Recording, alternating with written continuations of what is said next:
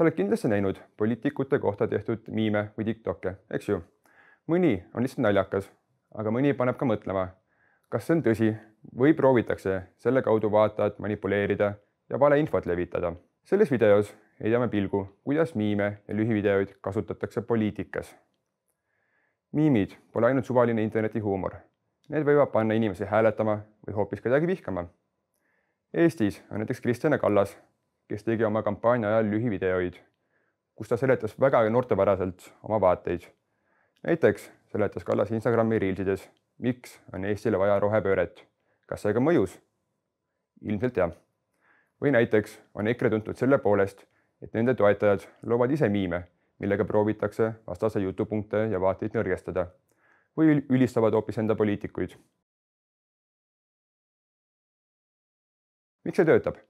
Miimid ja lühivideod on kiired ja löövad.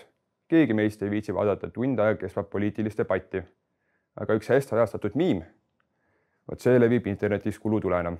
Valimiste ajal hakkavad netis ringi lendama miimid, mis ülistavad mõnda poliitikut või näitavad teda hoopis täieliku jobuna.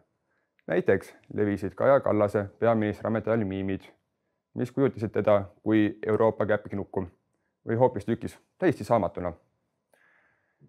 Miimide kaudu saab väga lihtsalt moonutada tegelikkust ja kallutada inimeste arvamust.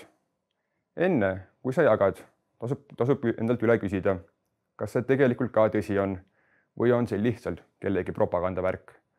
Mitte keegi meist ei taha olla kellegi teise käpiknukk. Paljud noored ei jälgi poliitikat traditsiooniliselt. Nad ei loe pikki uudisteartikleid ega vaata poliitdebattide täis salvestusi. Aga miime ja lühivideoid nad küll näevad. See võib olla nii hea kui ka halb. Plusspoolteks on kiire ning kokkuvõttev info ja olukorra teadlikkus. Kuid vastukaaluks võib selliselt jagatud info olla kallutatud, kontekstist välja võetud või hoopis täiesti väär. Kõik poliitikud ei oska miimide ja TikToki potentsiaali ära kasutada.